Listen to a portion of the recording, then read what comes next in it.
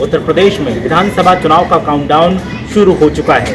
विधानसभा क्षेत्रों में संभावित उम्मीदवार हों या फिर उम्मीदवारी जिनकी कंफर्म हो गई हो, वो तैयारियों में लगे हैं। हमारी टीम लगातार दिल्ली से आकर बदायूं जिले की हर एक विधानसभा सीट पर जा रही है, जानने की कोशिश कर रही है कि वहां पर किस तरीके के हालात हैं और कौन सी विधानसभा सीट पर कौन सी पार्टी के समीकरण बन रहे हैं। आवाम किसको इस बार सरताज बनाना चाहती है। शेखुपुर, बिलसी, सहसवान तमाम विधानसभा क्षेत्रों का हमने दौरा किया और वहां पर जो स्थितियां निकलकर सामने आई वो हमने आपके सामने रखी। आज मौजूद हैं हम दातागंज विधानसभा सीट पर और यहाँ पर हम जानने की कोशिश करेंगे कि यहाँ के हालात क्या हैं।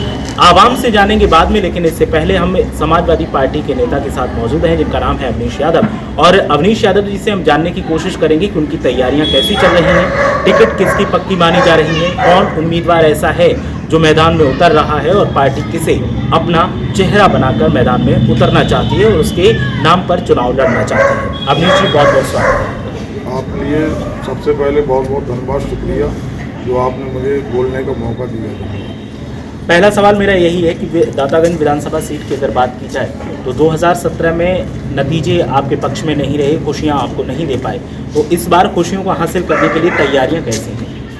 2017 की परिस्थिति अलग थी जी, और 2022 की परिस्थिति अलग हुई। 2022 में समाजवादी पार्टी दातागंज से बहुत अच्छे वोटों से जीत के जाएगी। अभी जो स्थितियां देखने को मिल रही हैं, जैसे बीजेपी के सिटिंग विधायक हैं और विधायक जी की तरफ से दावा किया जा रहा है कि दातागंज विधानसभा क्षेत्र का उन्होंने 5 साल में काया पलट कर दिया और लोग उनसे बहुत खुश हैं।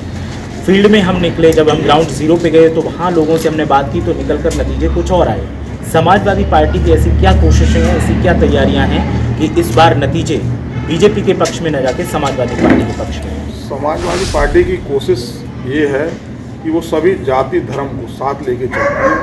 यही बात भारतीय जनता पार्टी के विकास कराने की बात तो आपने दातागंज के अंदर देखा होगा। जब आप घूमेंगे आप देखेंगे रोडों की क्या हालत है, शिक्षा का क्या हालत है। और कुछ दिन पहले की बात, हमारे दातागंज के अंदर एक घटना घटी थी कुड़रा खरसाई के अंदर।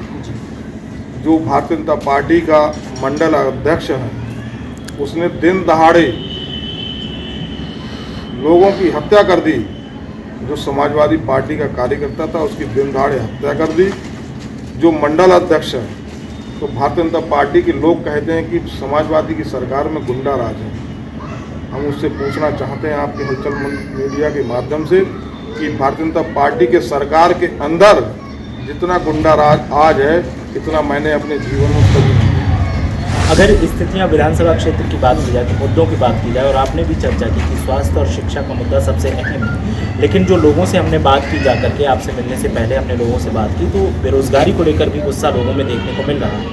और कहा भी जाता है कि युवा जिसके साथ होते हैं निर्णायक स्थिति उसी की होती है और वही ज़्यादा अच्छी टक्कर दे पाता है। तो युवाओं को साथ लाने के लिए आपकी पार्टी की तरफ से क्या तैयारियाँ की जा रही हैं? समाजवादी पार्टी के जो हमारे क्रांतिकारी साथी नौजवान हैं उनका पूरा सहयोग और आशीर्वाद मिल रहा है समाजवादी पार्टी के लिए। और मेरी मंशा है, एक समाजवादी पार्टी के कार्यकर्ता होने के नाते, सिपाही होने के नाते, मुझे अगर मौका मिला तो दातागंज विधानसभा के अंदर हमारे नौजवान साथियों के लिए एक स्टेडियम बनाने का काम करेंगे। एक स्टेडियम जो होगा उससे हमारे नौजवान खेल कूद के मैदान में जब आगे बढ़ेंगे, उनकी सेहत स्वास्थ्य सही रहेगा तो हमारे भविष्य देश के लिए अच्छा रहेगा। आपने जैसे कहा कि अगर मुझे मौका मिला, 2017 में आप मैदान में थे समाजवादी पार्टी की तरफ से, मौजूदा वक्त में भी अगर जैसे युवाओं का मन देखा जाए और हमने क्षेत्र में जाके लोगों से बात की तो उनका भी ये मानना है कि अवनीश यादव एक करारी टक्कर दे सकते हैं बीजेपी को, और अवनीश यादव अगर उम्मीदवार होते हैं तो हम उनके साथ में हैं। ये हमारे राष्ट्रीय अध्यक्ष जी को निर्णय लेना है। माननीय सांसद हरविंदर यादव जी, माननीय जिलाध्यक्ष बदायूं, इन सबको निर्णय लेना है। हम समाजवादी पार्टी के सिपाही होने के नाते सच्चे सिपाही, ये नहीं कि मौका पड़ने पर समाजवादी पार्टी में शामिल हो जाएं, मौका पड़ने पर समाजवादी पार्टी से या पार्टी से सहयोग लेने के बाद पार्टी की खिलाफत में रहें। तो हम ऐसे नहीं, हम समाजवादी पार्टी के सच्चे सिपाही हैं और दातागंज विधानसभा लोगों को पता है कि हम उनके दुख सुख में हमेशा साथ रहने का काम करते हैं और जब तक रहेंगे इन लोगों के दुख सुख में रहने का काम करते हैं। लोगों में एक डर भी दिखाई दे रहा है। 2017 में समाजवादी पार्टी में 2 धड़े देखने को मिले दातागंज विधानसभा सीट पर, तो लोग इस बार भी डर रहे हैं कि अगर ऐसा हुआ तो फिर पार्टी का वोट बट जाएगा। तो लोगों की मांग है पार्टी आला कमान से कि इस बार इस तरीके की स्थिति ना मिले, इसलिए बेहतरी के साथ में फैसले लिए जाएं और फिर साथ में मिलकर चुनाव लड़ा जाए। तो आपकी क्या तैयारियां हैं कि जो स्थिति 2017 में बनी थी वो स्थिति दोबारा ना बने? ये राष्ट्रीय अध्यक्ष जी को तय करना है, हमारी मंशा है, हमारी कोशिश है और दातागंज विधानसभा के लोगों ने मन बना लिया हर स्थिति में समाजवादी पार्टी को यहाँ से जिता के भेजना है। कोई भी व्यक्ति गुमराह नहीं कर सकता। 2017 में जो नुकसान हुआ था, किसी के बहकावे में आके लोग गुमराह हो गए थे, वो धोखा अब 2022 में समाजवादी पार्टी के कार्यकर्ता दातागंज से नहीं हुआ। जो सिटिंग विधायक हैं मौजूदा वक्त में बीजेपी के विधायक हैं, उनकी तरफ से दावा किया जा रहा है कि और लोगों में ये कहा जा रहा है कि समाजवादी पार्टी की अगर सरकार बनी तो फिर घरों से बंदूकें निकलनी शुरू हो जाएंगी। ये जो छवि बनाने की कोशिश की जा रही है, इस छवि के लेकर जो सवाल उठ रहे हैं, इसको आप आवाम को क्या कहना चाहेंगे? और जो विधायक जी आरोप लगा रहे हैं उस पर आप क्या कहेंगे? ये समाजवादी पार्टी ना पहले बंदूकें निकली थी और ना भविष्य में निकली। रही बात बंदूक निकालने की, तो आप लोगों ने देखा होगा भारतीय जनता पार्टी के लोग पीला अंगोछा गले में डाल लेते थे तो वो अपने आप के लिए सीएम या विधायक से कम नहीं समझते थे। उसी के अहंकार में लोग दिन दहाड़े लूटपाट हो, चाहे बलात्कार की घटना हो, चाहे मर्डर की घटना हो, आप लोगों ने मीडिया के माध्यम से, पेपर के माध्यम से आपने देखा होगा और अनुभव भी करा होगा। उन्हें पूरा समर्थन रहता है भारतीय जनता पार्टी के नेताओं का। और रही बात दातागंज में, आपने देखा होगा, जानकारी करना आप जब बुढ़रा खरसाई की तरफ जाएं, वहाँ 10 बजे के टाइम पर घटना हुई थी।